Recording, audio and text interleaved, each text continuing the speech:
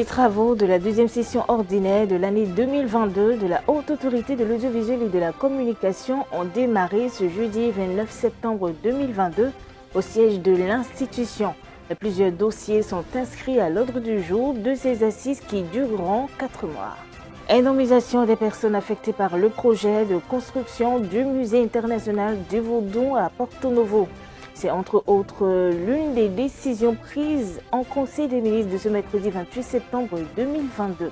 On s'intéresse également à l'actualité au-delà de nos frontières. Le mois de septembre a été rouge pour la Somalie. Le pays a en effet enregistré la sécheresse la plus alarmante depuis plus d'un demi-siècle. Des milliers de personnes déplacées par la sécheresse dans le pays. Bonsoir Madame, Monsieur, un plaisir de vous retrouver dans ce 13h. Le Conseil des ministres s'est réuni ce mercredi 28 septembre 2022 sous la présidence effective du chef de l'État, Patrice Talon. Et l'une des décisions issues de ce Conseil des ministres est l'indemnisation des personnes affectées par le projet de construction du Musée international du Vaudou à Porto Novo. On va suivre le point de ce Conseil des ministres avec le porte-parole du gouvernement, Wilfried Léandre Mbouidji. Indemnisation des personnes affectées par le projet de construction du Musée international du Vaudou à Porto Novo. Le site identifié pour la réalisation de ce projet, inscrit au programme d'action du gouvernement, est constitué, entre autres, d'un terrain se trouvant en bordure du boulevard reliant le pont de la lagune de Porto Novo à la place Bayol. Le démarrage des travaux étant imminent, les formalités administratives requises ainsi que les évaluations foncières et immobilières ont été accomplies aux fins d'identifier les personnes affectées par le projet et susceptibles d'être indemnisées. Le Conseil a marqué son accord pour la mise en œuvre de la présente mesure. En point 2, réalisation des travaux de construction du nouveau palais du roi de Niki et de la reine de la Gani. Le palais royal du Sinaboko est un patrimoine culturel et touristique majeur, mais qui se trouve dans un état d'exiguïté qui contraste avec sa réputation sous-régionale. De même, la place des fêtes qui accueille une foule à l'occasion des manifestations n'est pas suffisamment spacieuse pour favoriser le déroulement convenable des manifestations, au nombre desquelles les démonstrations équestres.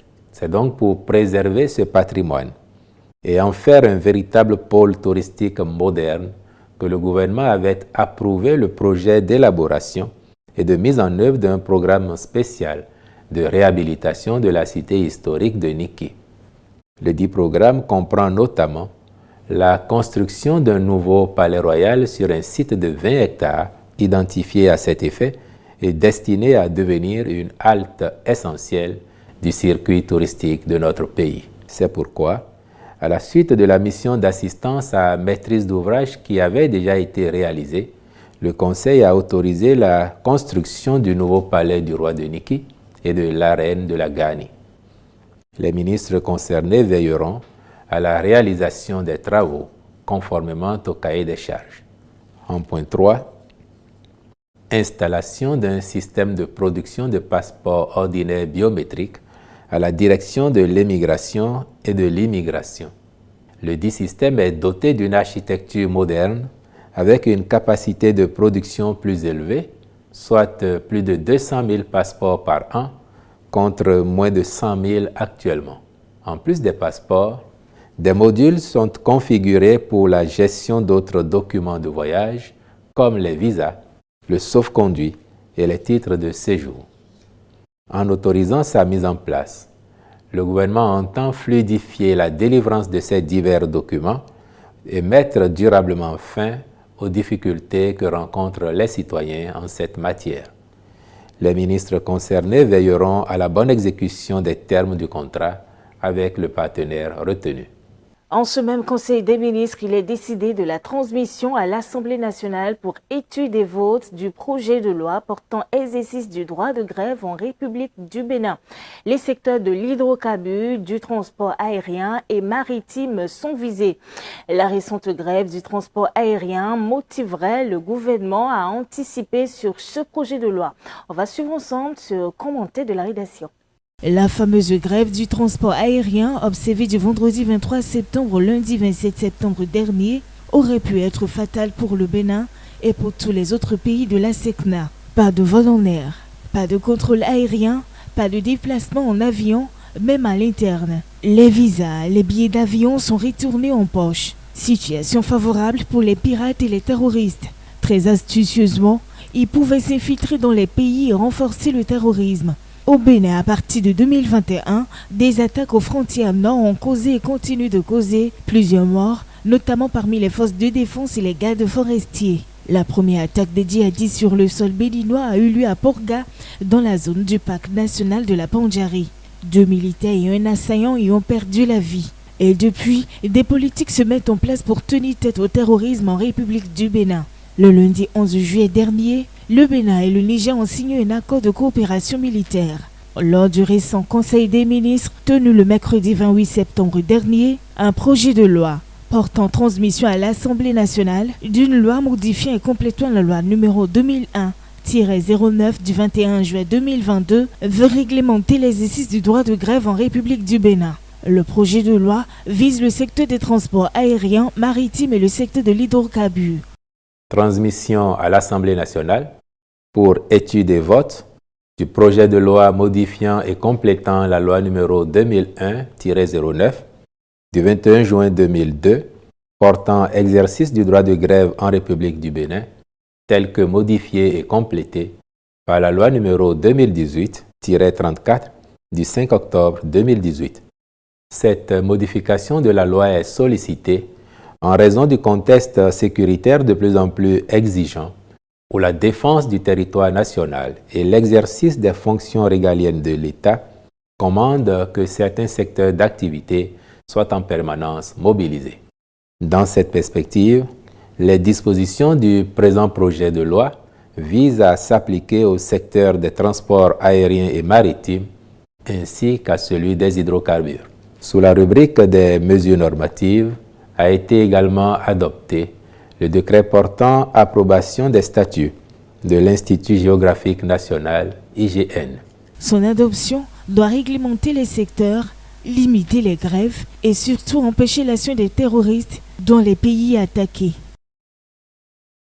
Je vous l'annonçais dans les titres, les travaux de la deuxième session ordinaire de l'année 2022 de la Haute Autorité de l'Audiovisuel et de la Communication ont bien démarré ce jeudi 29 septembre 2022 au siège donc de l'institution. Et plusieurs points sont inscrits à l'ordre du jour de ces assises qui vont durer 4 mois. Et il s'agit entre autres de l'organisation de la campagne médiatique des législatives de janvier 2023. Plus de précisions dans ce reportage que nous propose Romaric Dossa et Pia Kakpo.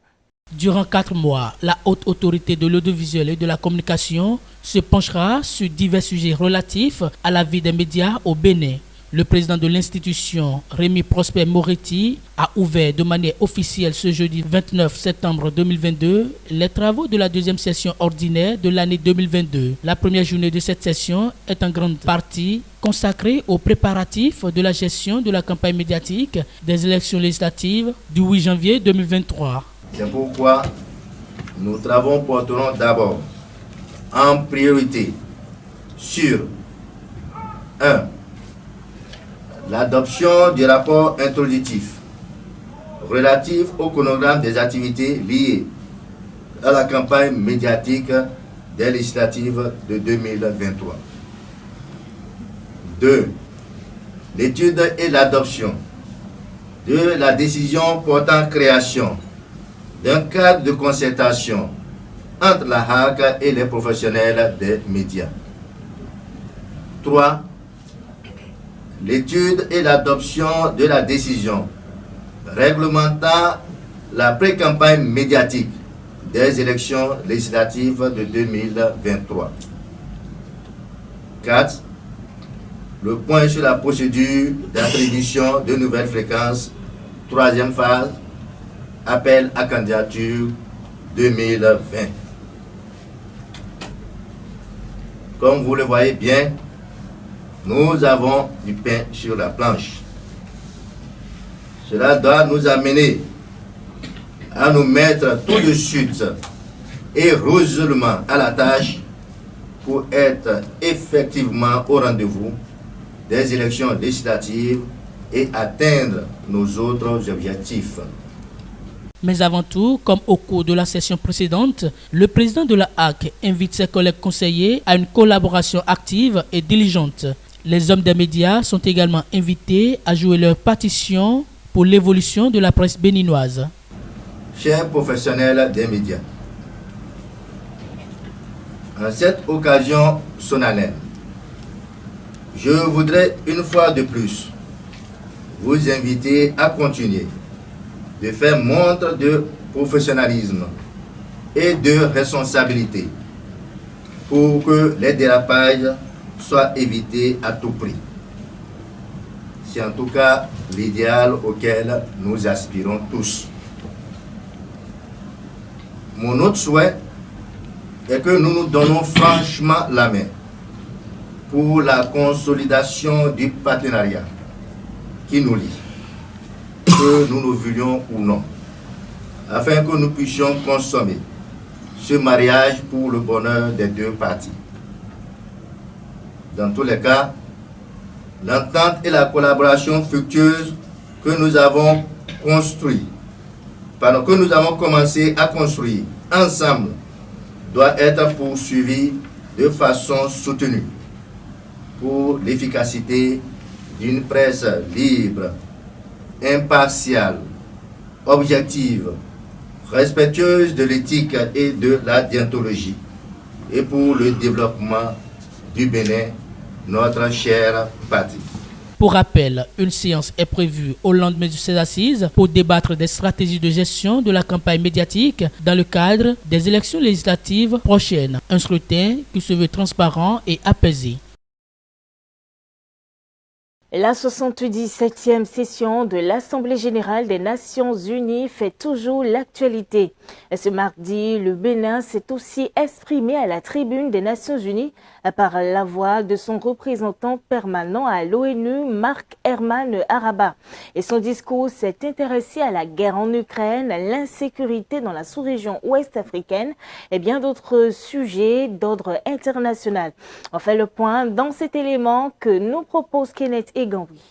Le conflit russo-ukrainien représente une préoccupation majeure pour le Bénin. À la tribune de l'ONU cette semaine, le président de la délégation béninoise rappelle la menace pour l'ensemble des pays du monde et invite les pays en conflit à adopter des attitudes de dégel. En matière de paix et sécurité, premier pilier de l'action de notre organisation et au plan global, une action de notre part, de l'avis de ma délégation et conformément à la position clairement exprimée par l'Union africaine, appelle au respect impératif du droit international, de l'intégrité territoriale et de la souveraineté nationale de l'Ukraine.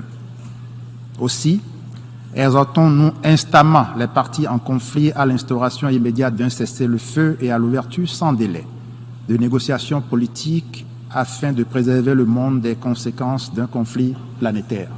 Au niveau sous-régional, Marc Herman Araba évoque les défis sécuritaires liés au terrorisme et à la piraterie maritime. Pour le Bénin, ces deux fléaux constituent des obstacles à la libre circulation des personnes et des biens, ainsi qu'au développement des pays de l'Afrique de l'Ouest. Ces obstacles, loin d'être des problématiques purement régionales, constituent une menace globale et appellent une réponse immédiate, cohérente et intégrée de la communauté des nations.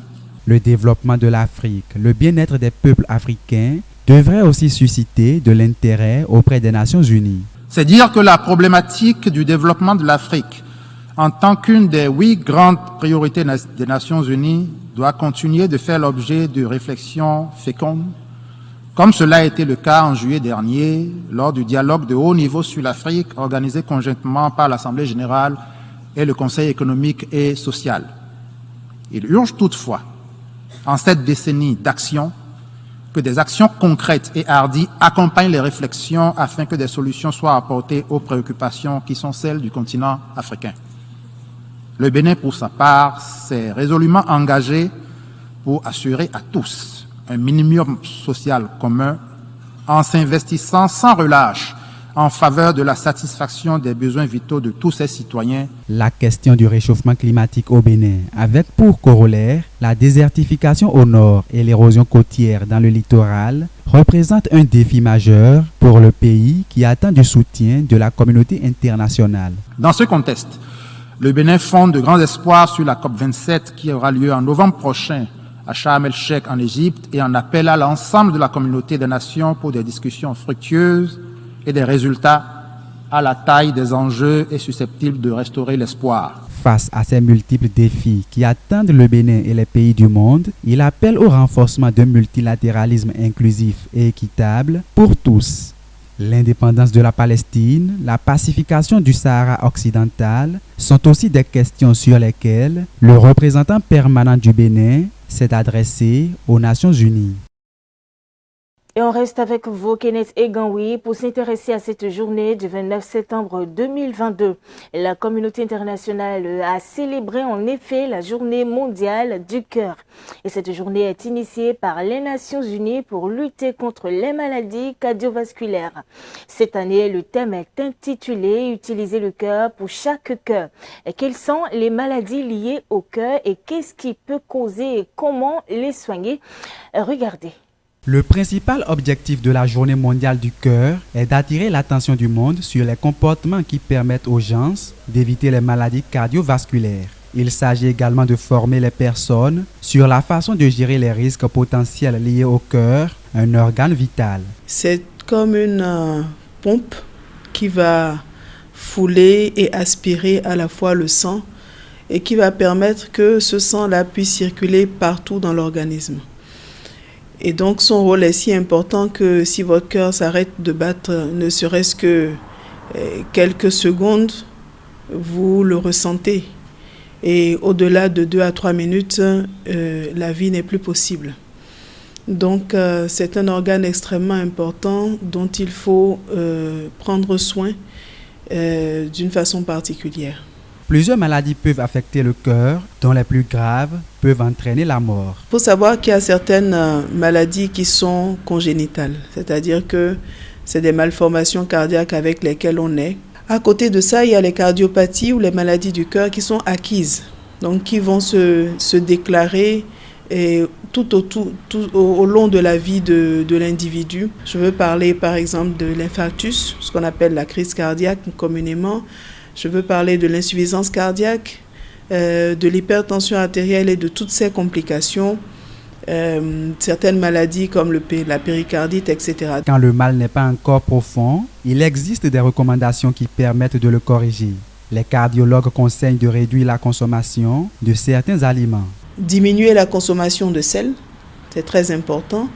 Et quand on dit sel, on dit tous les aliments qu'on consomme d'habitude et dans lesquels le sel est caché. Le cube, Maggi, notre moutarde locale, le hafiti, le langouin, le poisson séché avec lequel on assaisonne parfois certains aliments. On dit souvent également qu'il faut il faut diminuer la consommation d'huile. Voyez? Et quand on dit huile, on dit le beurre, on dit les charcuteries, on dit même le lait entier. Il faut préférer les grillades aux fritures. Mais lorsque le cœur est gravement affecté, l'on est obligé de recourir à des solutions médicales. Et les traitements, c'est les médicaments, d'accord? C'est par voie orale ou bien par voie injectable. Parfois, on est obligé d'aller implanter une pile au niveau du cœur pour l'aider à battre de façon normale. Et dans des cas extrêmes, la chirurgie cardiaque à cœur ouvert pour aller réparer ce qui a été endommagé, surtout au niveau des valves. Quand, par exemple, il y a une valve qui lâche, les médicaments seuls ne peuvent jamais résoudre ça. Il faut aller ouvrir et réparer la valve, voire même la remplacer par une autre valve artificielle. Quand il y a, par exemple, des artères au niveau du cœur qui ne conduisent plus le sang normalement et qui sont bouchées, il faut aller carrément soit les réouvrir avec un petit ressort pour les garder ouverts, ou alors il faut faire une chirurgie pour pouvoir créer de nouvelles voies par lesquelles le sang va passer à l'intérieur du cœur. Procéder à un contrôle régulier de la tension artérielle, faire un bilan sanguin chaque année, contrôler la glycémie rénale sont des comportements à adopter par chacun de nous pour s'épargner les maladies cardiovasculaires. Nous sommes au-delà de nos frontières et en première information, nous allons au Nigeria où les inondations ravagent les terres agricoles. Des dizaines de milliers de fermes ont été submergées par les eaux. Reportage. Les inondations dévastatrices au Nigeria ont ravagé les terres agricoles à l'instar des récoltes des villages de l'état de Kano dans le nord du pays. Le déferlement a poussé des milliers de personnes à abandonner leurs maisons. Au moins 300 Nigérians sont morts et plus de 70 000 ont été déplacés. Des dizaines de milliers de fermes ont été submergées comme celle d'Adamou dans le village de Tiga. Nous appelons le gouvernement et les agences internationales à nous aider. Nous demandons à tous ceux qui peuvent nous aider de faire preuve de compassion car nous avons vraiment besoin de soutien. Après les ravages causés dans les rizières, les décombres du pont emportés par la pluie ont ravagé les pâturages. Ce champ est devenu complètement stérile. Après la fin de l'inondation, le riz a été tué, une autre catastrophe s'est produite. Le pont a été emporté par la pluie, a déposé du sable et du bitume brisé recouvrant tout le champ. Maintenant, nous n'avons même pas de champ pour planter des cultures. Des études menées notamment par la météorologie nigérienne prouvent que les pluies deviennent de plus en plus intenses. Celles-ci font en sorte que le processus du cycle naturel d'infiltration et de saturation des sols soit surpassé, les sols étant dégradés par l'action de l'homme. Nous avons eu la malchance de subir des inondations. Elles ont emporté le sable de la route et ont recouvert nos rizières. C'est le peu qu'il nous reste, par la grâce d'Allah, que nous allons récolter. Les pluies n'ont jamais été aussi destructrices. Le phénomène des inondations enregistrées au Nigeria a commencé avec les crues du fleuve Niger et s'est accentué ces dernières semaines avec les crues du fleuve du Cameroun. Avec les grandes pluies, les risques d'inondation sont d'autant plus importants. Les inondations ont provoqué des pertes en vies humaines et des dégâts matériels consécutifs aux pluies diluviennes qu'enregistrent plusieurs régions du Niger. La région de Tillabéri, déjà en proie à l'insécurité, est parmi les régions les plus affectées. Et des villageois ayant perdu leurs habitations sont allés s'installer dans les champs en pleine brousse. L'État et surtout les organisations non gouvernementales internationales s'attellent déjà à apporter de l'aide aux sinistrés. Voici ce qui reste de Goguézé. Le village de la commune de Danchandou est presque balayé par les inondations provoquées par les fortes pluies qu'a enregistrées le Niger cette année. Ici vivaient avant environ 3000 habitants. Aujourd'hui, c'est la désolation dans ce quartier devenu fantôme.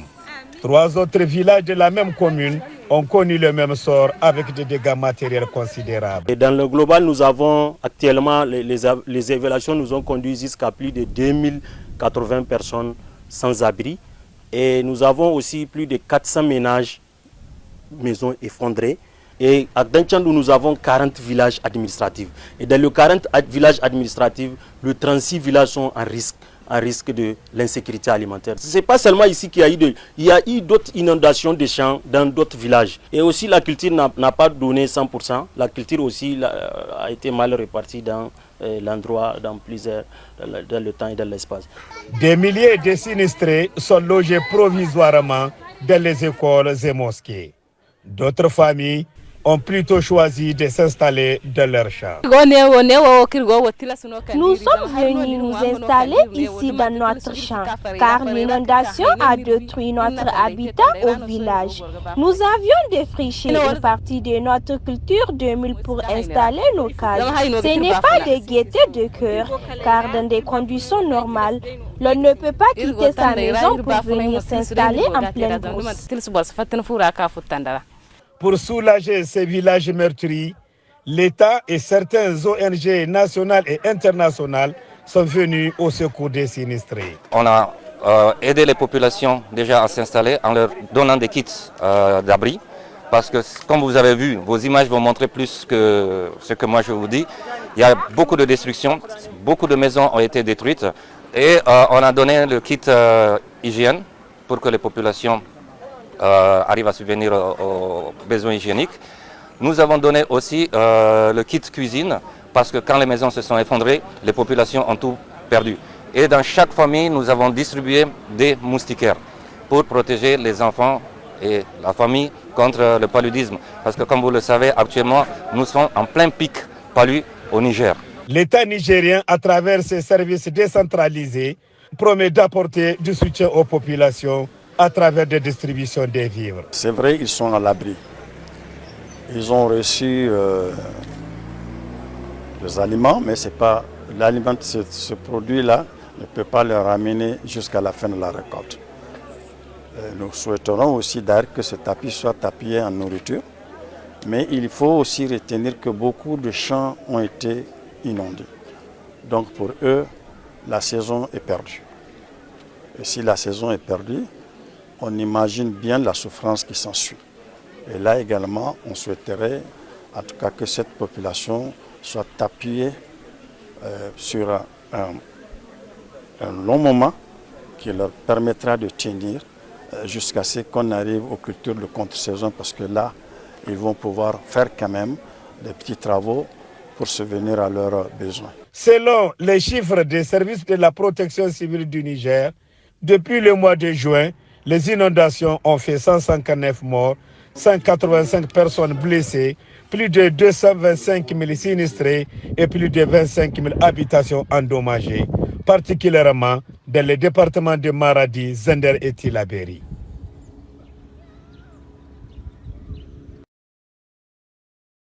Dans les titres, on vous l'annonçait, le mois de septembre a été rouge pour la Somalie. Le pays a en effet enregistré la sécheresse la plus alarmante depuis plus d'un demi-siècle et des milliers de personnes déplacées pour cause de la sécheresse. En septembre, la Somalie a été ravagée par la sécheresse la plus alarmante depuis plus d'un demi-siècle, forçant plus d'1 million de personnes affamées à quitter leur foyer. Mohamed et Isaac, tous deux aveugles, font partie des centaines de Somaliens arrivés dans la ville frontalière de Dolo, située à quelques kilomètres de l'Éthiopie. À Ufuro, nous n'avions rien à manger. À cause de la sécheresse, nous avons été obligés de faire le chemin jusqu'à Dolo.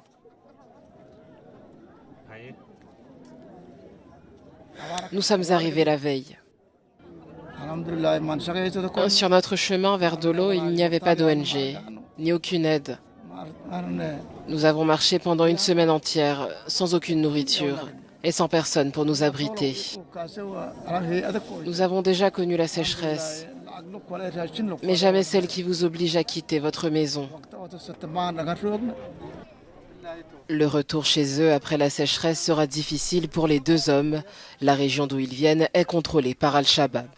Le groupe terroriste aurait rendu presque impossible l'accès à l'aide humanitaire dans toutes les zones qu'il contrôle. 300 000 personnes sont confrontées à une insécurité alimentaire catastrophique. Et beaucoup d'entre elles viennent ici. Cette section derrière moi n'était pas là il y a 48 heures. Chaque jour, des milliers de personnes affluent dans ces camps cherchant de l'aide. L'ampleur du problème est plus que palpable. L'Afrique de l'Est est la région la plus touchée par la sécheresse dans le monde, selon l'Agence des Nations Unies pour la désertification. Les prévisions indiquent que la 5e saison des pluies, actuellement en cours, ne sera pas au rendez-vous, tout comme la suivante. Les Marocains veulent d'une loi permettant l'avortement sécurisé. Ce mercredi, des militantes féministes ont manifesté à Rabat pour marquer la journée internationale du droit à l'avortement suivi. Agitant des pancartes exigeant l'avortement sécurisé, des militantes féministes ont manifesté mercredi dans la capitale marocaine pour marquer la journée internationale du droit à l'avortement.